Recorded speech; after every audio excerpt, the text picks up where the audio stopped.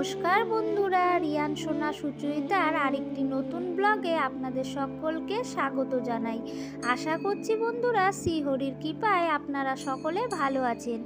আমিও খুব ভালো আছি এবং সুস্থ আছি। আজকে আরেকটি নতুন ভিডিও নিয়ে চলে আসলাম বন্ধুরা। তো ভিডিওটি স্কিপ না করে দেখার অনুরোধ জানাচ্ছি আমার সকল বন্ধুদের। ভিডিওটি আমি এবার শুরু করছি। রাস পূর্ণিমা বা কার্তিক পূর্ণিমায় কি করণীয়, কিছু রেমেডি আছে বা টোটকা আছে, এগুলো যদি করতে পারেন জীবনে সুখ সমৃদ্ধি কম হয় না এবং ভগবানের কৃপায় আপনারা সারা বছর নিরোগ সুস্থ থাকবেন, উন্নতি আসবে এই ছোট ছোট কটি কাজ করলে। 2024 সালে রাস পূর্ণিমা পড়েছে আগামী 29শে কার্তিক 1431, ইংরাজি 15ই নভেম্বর 2024 শুক্রবার।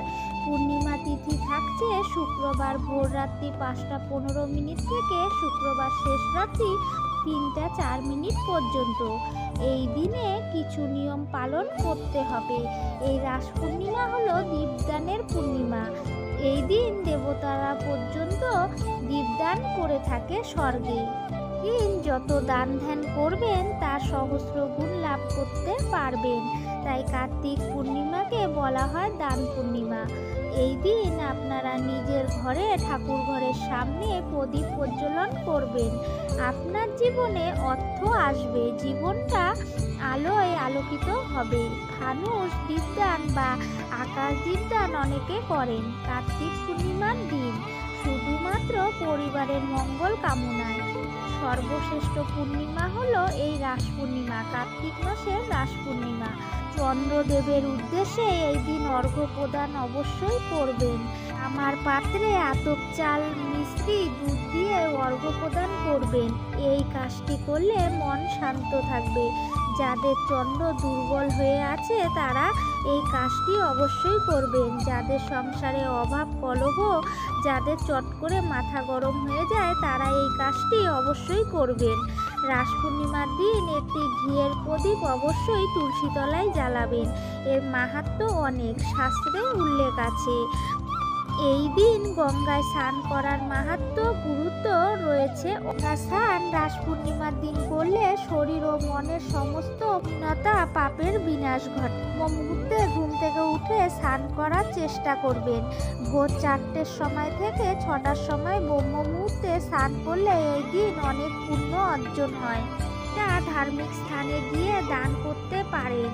এটাকেও শ্রেষ্ঠ দান বলা হয়। যাদের সামনে গঙ্গা নদী নেই তারা স্নান সেরে গঙ্গা জল শরীরে ছিটিয়ে ওম গাঙ্গেয় নমঃ 3 বার বলবেন। এই দিন শিবলিঙ্গে বিশেষভাবে অভিষেক করবেন। একটি তামার পাত্রে কিছুটা জল, শ্বেত চন্দন, অগুরু, সিদ্ধি পাতা, গোলাপ জল, ঘি, মধু সমস্ত দিয়ে শিবলিঙ্গ অভিষেক করবেন। নিজের মনস্কামনা জানালে সেই ব্যক্তির সমস্ত দুঃখ কষ্ট চলে যাবে, পাপ বিনষ্ট হবে ও লক্ষ্যে পৌঁছতে পারবে। লক্ষ্মী নারায়ণের পুজো করবেন। মা লক্ষ্মী সবসময় ঘরে বিরাজ করবে, আর্থিক অনটন আসবে না। এটা সর্বশ্রেষ্ঠ পূর্ণিমা। এই দিন নিরামিষ আহার গ্রহণ করবেন। লক্ষ্মী দেবীর উদ্দেশ্যে একটি ছোট্ট কাজ করতে পারেন। 11টা লক্ষ্মীর কড়ি সাদা করি, তার মধ্যে কেশর জল দেবেন। অল্প আতপ চাল, 11টি 1 টাকার কয়েন লাল কাপড়ে বেঁধে লক্ষ্মী দেবীর চরণে রেখে দিবেন। এই দিন তার মধ্যে গোলাপ ফুল বা পদ্ম ফুল দিয়ে দেবেন। সাথে 108 বার এই মন্ত্রটি জপ করবেন, ওম শ্রী শ্রী মহালক্ষ্মী আয়েন নমঃ।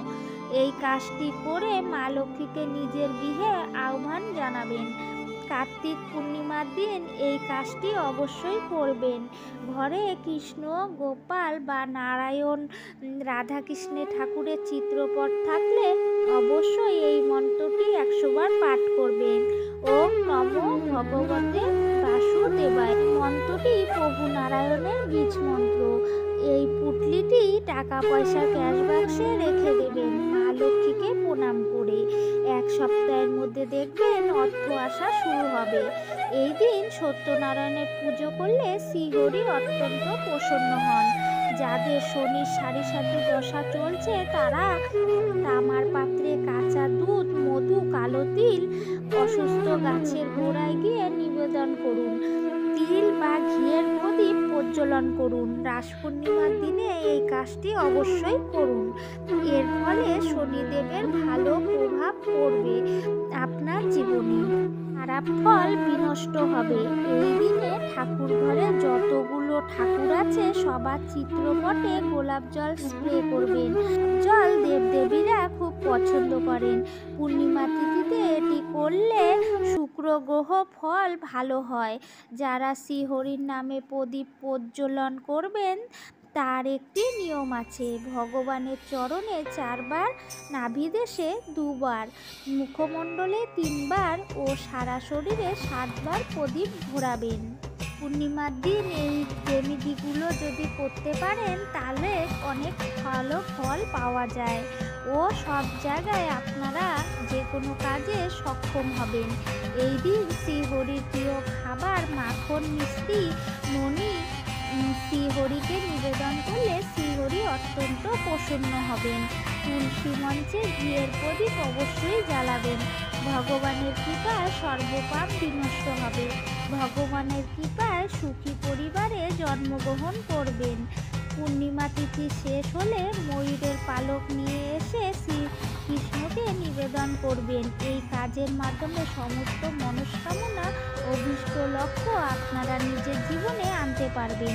পজিটিভ শক্তি অধিক পরিমাণে থাকে এই ময়ূরের পালকে। ময়ূরের পালক ঘরে থাকলে ময়ূরের পালক আপনাদের সন্তানের বালিশের তলে রেখে দিলে কখনো খারাপ স্বপ্ন দেখবে না। চালের পায়েসের মধ্যে মিষ্টি ছড়িয়ে মা লক্ষ্মী দেবীকে নিবেদন করবেন। পুজো শেষ হবার পর এই ভোগ মা লক্ষ্মীর কাছ থেকে নিয়ে এসে চন্দ্রের আলোতে 10 থেকে 15 মিনিট রেখে দেবেন। তারপর সেই নৈবেদ্য পরিবারের সকলে গ্রহণ করবেন। এটি করলে সারা বছর স্বাস্থ্য নীরোগ থাকবে, কোনো রোগ ব্যাধি হবে না। বাড়ির সদর দরজার সামনে ঘিয়ের প্রদীপ জ্বালাবেন। পূর্ণিমা তিথি লেগে যাওয়ার আগে তুলসী পাতা তুলে রাখবেন। তুলসী পাতা পূর্ণিমা চলাকালীন তোলা যায় না, সেই কারণে আগে তুলে রেখে প্রভু নারায়ণকে নিবেদন করবেন। সংসারে শ্রীবৃদ্ধি হবে। পূর্বপুরুষের ফটোতে ঘিয়ের প্রদীপ দেখাবে। পূর্বপুরুষেরা নরক যন্ত্রণা থেকে মুক্তি পায়। দরজার মধ্যে আমের পল্লব মালা করে লাগিয়ে দেবেন। এগুলো করতে বললাম বন্ধুরা, সেগুলো যদি অল্প কিছুও করেন খুব ভালো ফল পাবেন। মাসের পূর্ণিমা হলো সর্বশ্রেষ্ঠ পূর্ণিমা, এই রাস পূর্ণিমা। এই রাস পূর্ণিমায় এই রেমেডিগুলো যদি আপনারা করতে পারেন দেখবেন খুব ভালো ফল পাবেন। ভিডিওটি আমার এই পর্যন্তই বন্ধুরা। ভিডিওটি কোনো অংশ ভালো লাগলে একটা লাইক, কমেন্ট, শেয়ার করতে ভুলবেন না। সকল বন্ধুদের মাঝে শেয়ার করে দেবেন, প্রিয়জনদের মাঝে শেয়ার করে দেবেন বন্ধুরা। আর আমার এই ক্ষুদ্র চ্যানেলটিকে সাবস্ক্রাইব করে বেল বাটনটি অন করে রাখবেন। আমি যখনই নিত্য নতুন ভিডিও আপলোড দিব আপনাদের কাছে খুব সহজে পৌঁছে যাবে। আমি রোজ সকাল 9:45-এ ভিডিও আপলোড দেই। বাই, সুস্থ থাকবেন, ভালো থাকবেন, ধন্যবাদ। রাধে রাধে বন্ধুরা।